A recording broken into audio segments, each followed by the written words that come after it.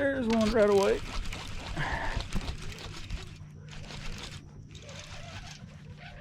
Good. Yeah, that's a good fish. You got the net. Holy smokes. Wow. Wow. Hey, what's happening, guys, and welcome back to the channel. My name is Jeremy with Fishing Lone Star, and today we've got a special video teed up because we're on an amazing lake, private water fishing, Deer Trail. Now this property, this entire lake that you see behind me, the dam way back there, broke several years ago. The whole place flooded. But what's amazing is the fish that private water fishing along with the property owner have been able to rebuild, regrow to become a phenomenal bass fishing property. Hopefully we will showcase that today, but we're gonna get on them. I say we because my father-in-law, Ronnie's with me. You've probably seen him before. We've been fishing together and have caught some fish, mainly in Oklahoma. Have we fished together in Texas? One other time we fished together in Texas. So we're gonna get on them today, hopefully catch a lot of good fish. We're gonna try Topwater, and then we'll move down in the water column later as the sun gets higher. Stick with us, should be some fun. Oh,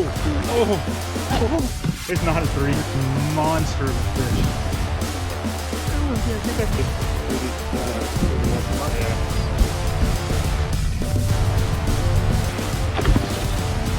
Good fish right there.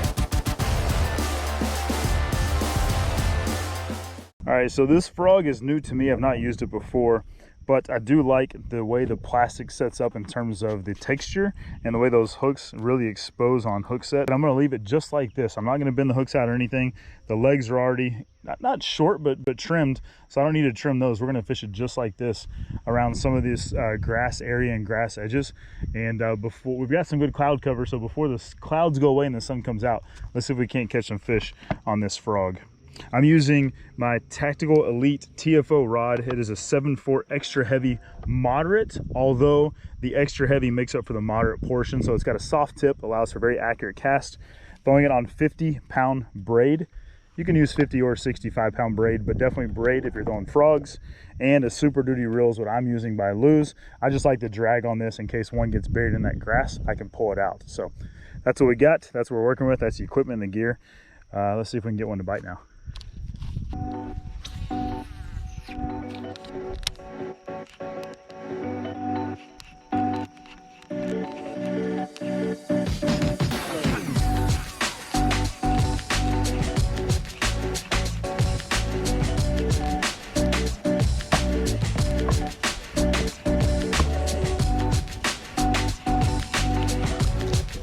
There's one. Oh, got him. All right. All right, so that one was actually in the open water. Came out and hit that. And you'll see that hook got him right in the top of the mouth. He wasn't getting away. Now you'll notice what I done on that hook set. I let him kind of take it, and I looked back to make sure the frog was gone, and it was, and then set the hook. So many times people set the hook really quickly on a frog fish, and in my opinion, you just don't need to set it that fast. Let them eat it for a minute, turn their head and swim down, and then set the hook, and you'll find that you'll stick them pretty good. All right, let's let this one go. Go a little 2.5 pounder to start the morning, see if we can't catch some more. So what we're doing is we're targeting these pockets in this heavy grass, but we're shooting past it and then kind of slightly bringing it in with a couple of quick twitches and jerks, which allows that bait to kind of shoot side to side, that frog, and then just almost kind of letting it sit. Now when you're out here in some of the little bit of wind, even when your bait's sitting, sometimes you can draw a lot of bites because the rubber tails or the legs on that frog will still move in the wind. So something to consider. You don't always have to be moving your frog to catch fish. In fact, sometimes those pauses is where it's at. Now you'll notice right when I pulled that up, I squeezed it to get the water out. What happens a lot of times with frogs, because you're pulling it and jerking it, is a lot of water comes in through the nose. So keep some super glue on your boat. I do not have any today, I ran out, but keep some super glue on your boat. You can just put some glue right around that little hole right there, and it'll prevent some of that water from coming in, and you won't have to squeeze it quite as much. But that happens with pretty much every frog. So here, there's a grass edge right there, so I'm going to target down that grass edge and see if I can draw a fish out to strike before I go up there and approach it with the boat. And then we'll just do the same as we go down this bank line. we'll target the grass edges and also the pockets in here as well with the frog. The sun's almost too high though, so we're gonna see if we can get 1 or 2 more bites before the frog bite will likely shut off.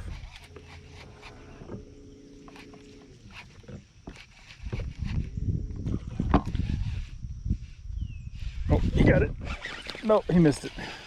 I can see my frog still sitting there. So he kind of swiped at it, but didn't hit it. Now, if you ever heard the saying hook sets are free, it's because you can swing on them all day even if you miss. It doesn't cost you anything. So I should have swung just in just to make sure he was there.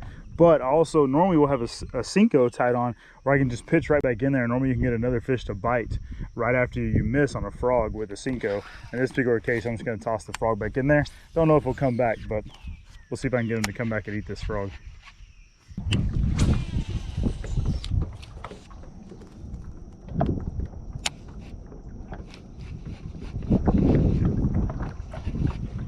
There's one. That was not a very good hook set. I hope he stays on.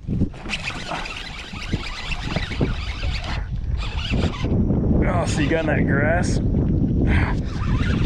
He's there, but he's in the grass.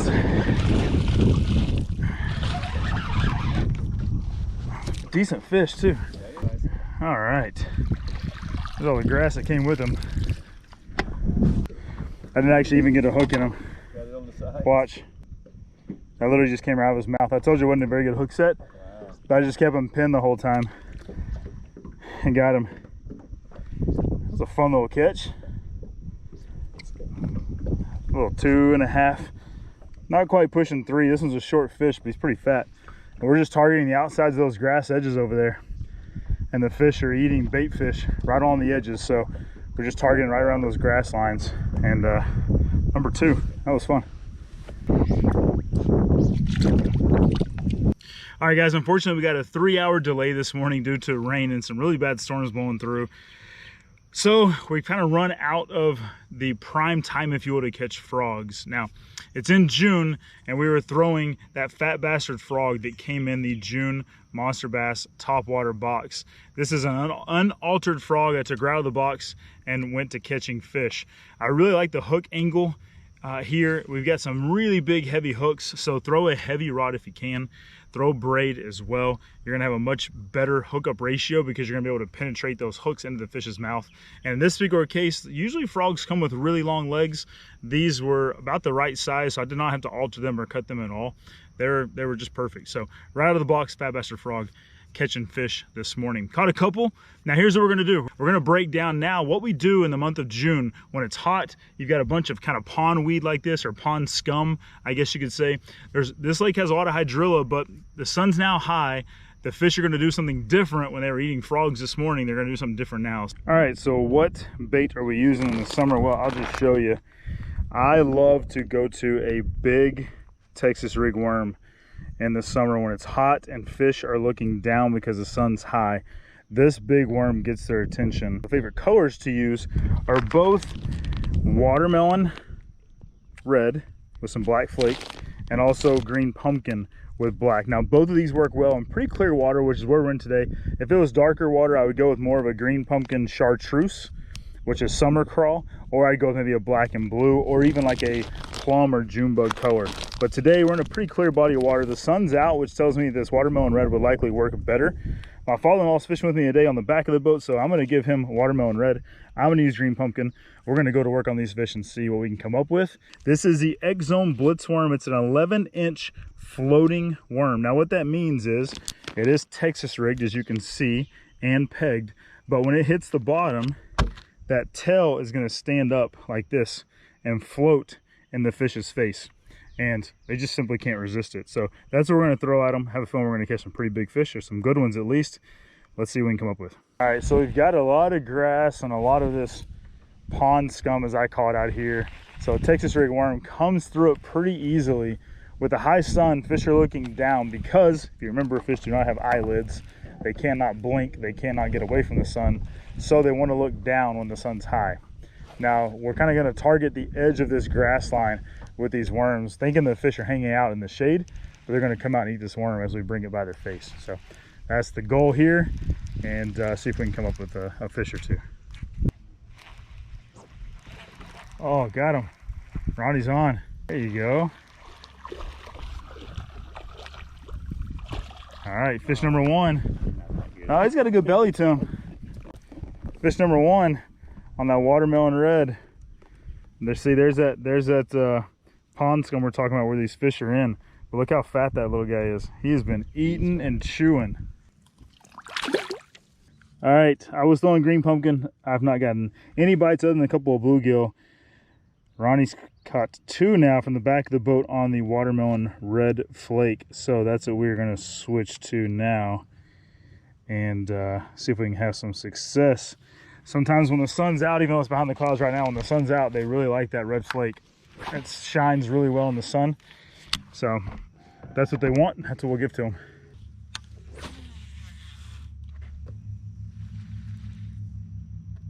Oh, he's swimming with it. Oh, pulled it right away from him. He might have broke me off. He did. Snap that clean. All right, that fish broke me plumb off. Let that be a lesson to you that if it's been a while since you've changed your line, I would say at least over a year, switch out your line. I'm throwing either 17 or 20 pound fluorocarbon here, but switch out your line because it will become brittle, and after a while it loses its strength, and you'll lose a good fish. Bummer.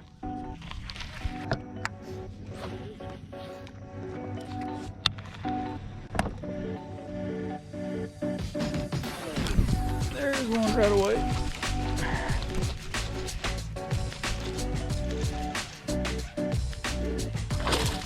Yeah, that's a good fish. That's a good fish.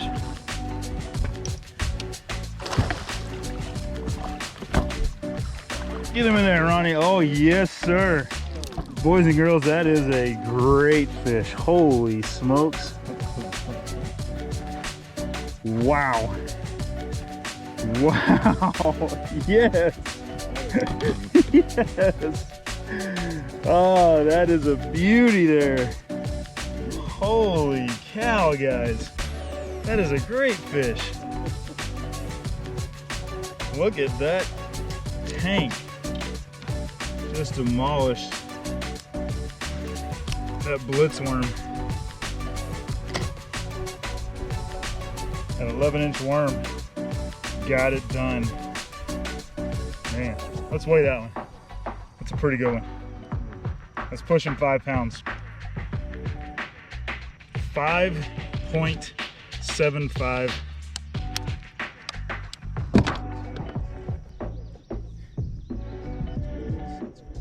That's awesome.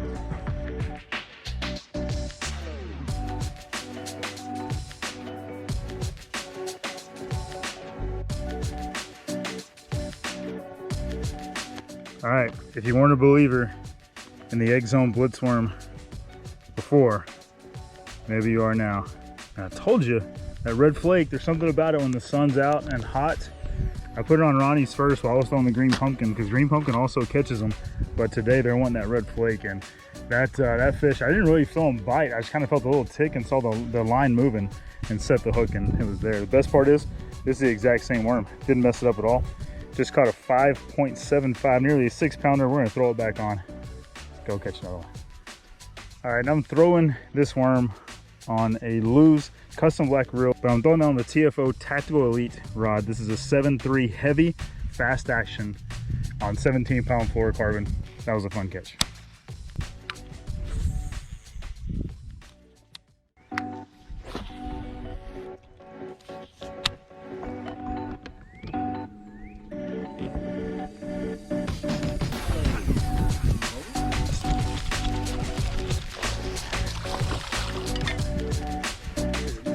Not bad. Another one on a blitzworm. Littler fish, but they just love this worm. That's so much fun.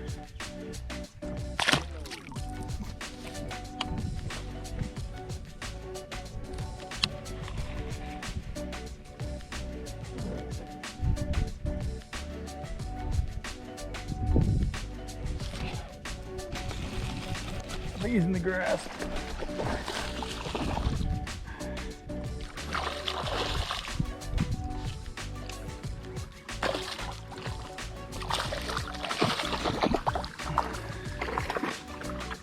I think that's number 4. Again, on that watermelon blitzworm. Chunky little fish. And they're just eating out here. That one pounced on it, hit it pretty hard, but not a bad little fish. All right, guys, it is hot, and that's gonna be a wrap out here for us this morning. We caught them on frogs this morning, and then I caught them on big worms along with Ronnie as well, although he also caught them on paddle tail swim baits. And we had a great time out here at Deer Trail, part of private water fishing. It is an awesome lake, especially considering that 3 or 4 years ago, this lake was gone. All the water was drained out, not on purpose, but by accident. There was a break in the dam and all the water left. They replenished the bass and have worked to grow them. And you saw earlier that 5.75 pound fish, some big fish in here. Make sure you come check out Private Water Fishing. Also, if you've not yet subscribed below to the channel, we're trying to grow and your support helps us. So make sure you like, comment, and sub. And if nobody told you, God loves you, and so do I. Peace out.